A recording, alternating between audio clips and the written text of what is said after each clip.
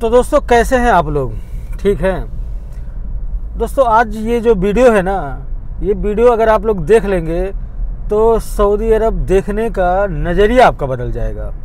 मैं समझता हूँ कि जितनी भी इंसानियत है, जितना मान सम्मान, जितना इमोशन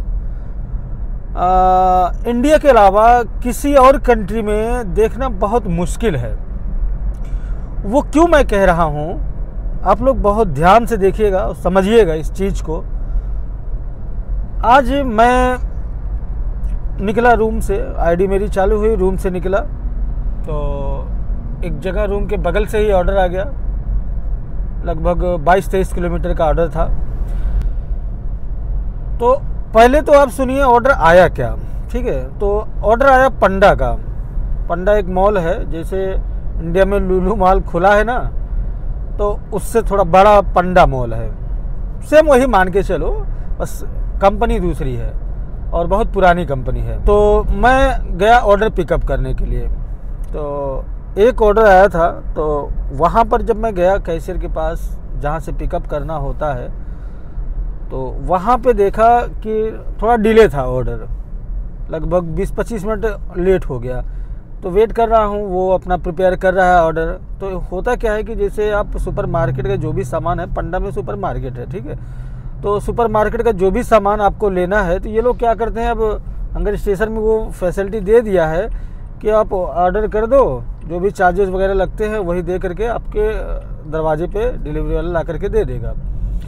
तो ये जो है ऑर्डर आया एक ट्रॉली भर करके। जो ट्रॉली होता है सामान रखने वाला मॉल में, इतना सामान था कि एक ट्रॉली भर करके, उसमें 2 कार्टून पानी, 1 बोतल पानी का, और यानी बड़ा वाला 5 लीटर बोतल पानी का, और 2 कार्टून जो 1-1 रियाल का आता है वो। तो एक कार्टून में 24 बोतल होता है शायद।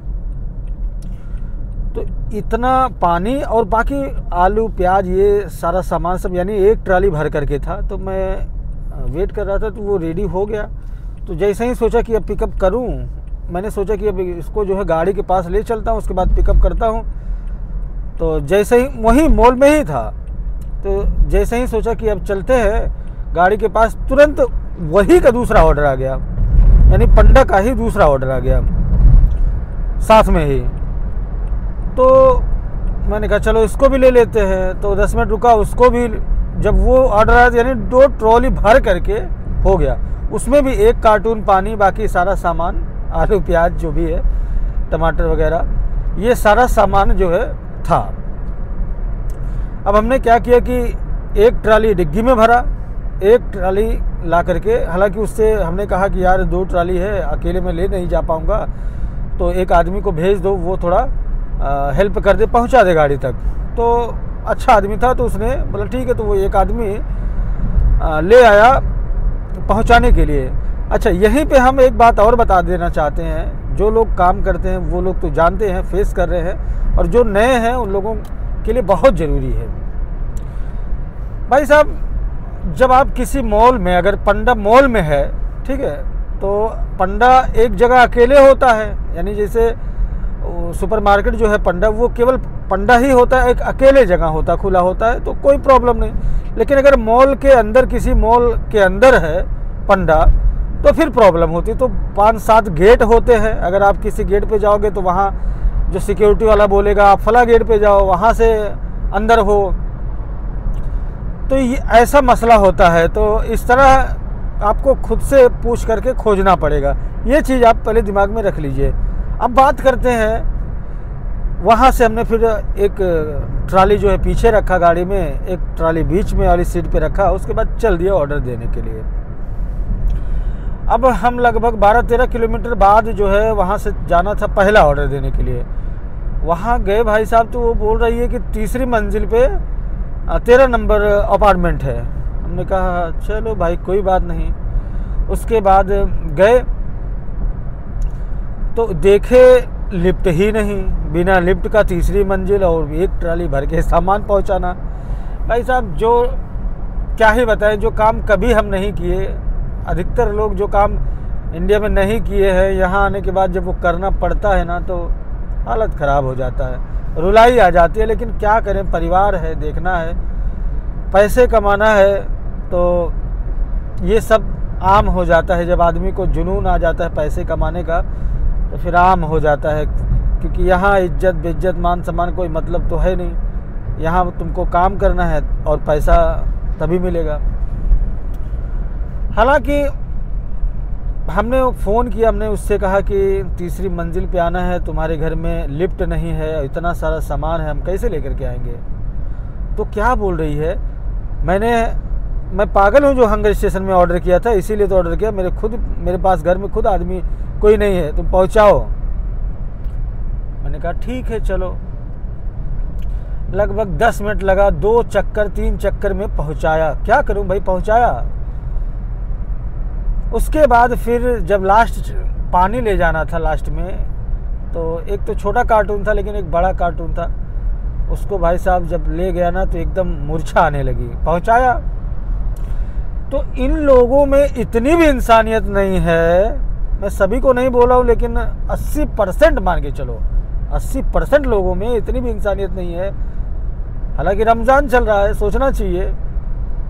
उसको क्या पता कि मैं मुस्लिम हूँ कि नॉन मुस्लिम हूँ, कि रोज़ा हूँ कि नहीं, तो नहीं पता होगा ना उसको। हालांकि जो मेरी आईडी है वो मुस्लिम बंदे की है, बंगाली की है, तो ये सब अगर वो देखे होगी तो उसको तो पता चला ही होगा। लेकिन फिर भी एक इंसानियत के नाते, न रमज़ान हो फिर भी इंसानियत के नाते एक पूछना तो बनता है ना। अरे भाई, अपने यहाँ इंडिया में अगर कोई किसी दूसरे का सामान लेके आता है तो हम लोग उसको पानी वगैरह पूछ लेते हैं, चाय पानी, और जब खुद का कोई आता है तो पूछते ही है।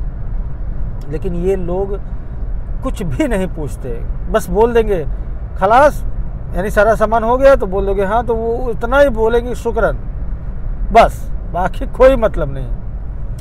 अच्छे भी होते हैं, उसका भी एक वाक़या है, उसका भी बताता हूँ। उसके बाद फिर जब दूसरा ऑर्डर जब गया देने के लिए, तो उसके घर में तो पहले ही मंजिल पे जाना था, पहले ही फ्लोर पे। तो हालांकि लिफ्ट लगी थी, वहाँ से हमने लिफ्ट के पास में ही गाड़ी लगाई, बहुत अच्छा जगह मिल गया, लिफ्ट के पास में गाड़ी लगाया। उसके बाद सारा सामान निकाला, फिर लिफ्ट से पहुँचाया। फिर वहाँ उसके घर में उसके लड़के जो थे वो बेचारे तुरंत आए, फटाफट सारा सामान ले गए अंदर। और उसके बाद एक पानी दिए, खजूर दिए, एक लेबन दिए और 5 रियाल भी दिए, जबकि ऑनलाइन ऑर्डर था, पेमेंट हो गया था, 5 रियाल भी दिए। तो ऐसा भी होता है। और एक और हमने ऑर्डर उठाया वो कल ही के डेट में, तो वो गुलदस्ता जो अपने यहाँ होता है, फ्लावर फूल का जो होता है गुलदस्ता, उसका ऑर्डर था। तो वो हम जब गए ड्रॉप ऑफ करने के लिए, यानी देने के लिए, तो वो एक लेडी थी, लड़की थी, वो बेचारी बोली कि फर्स्ट फ्लोर, और अपना अपार्टमेंट बताई। हम गए फर्स्ट फ्लोर पे, वो जब देने के लिए गए तो उसने 10 रियाल हमको दिया भाई साहब। तो अच्छे भी है, ये बात नहीं है, 10 रियाल का मतलब इंडिया का 250 रुपये टिप हो गया, तो दिया। फिर हम आए। तो ये मान के चलो कि अगर आप लोग सोचते हैं कि काम जो है सऊदी अरब में, मैं तो मानता हूँ अगर आपको इंडिया के घर से अगर आप बाहर निकलते हैं तो ये भूल जाइए कि हम आराम से काम करेंगे।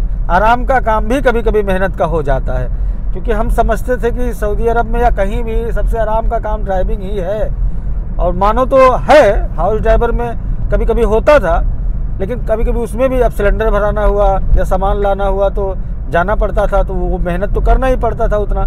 लेकिन हाँ, एक चीज़ था, उसमें सुकून नहीं था लेकिन आराम था।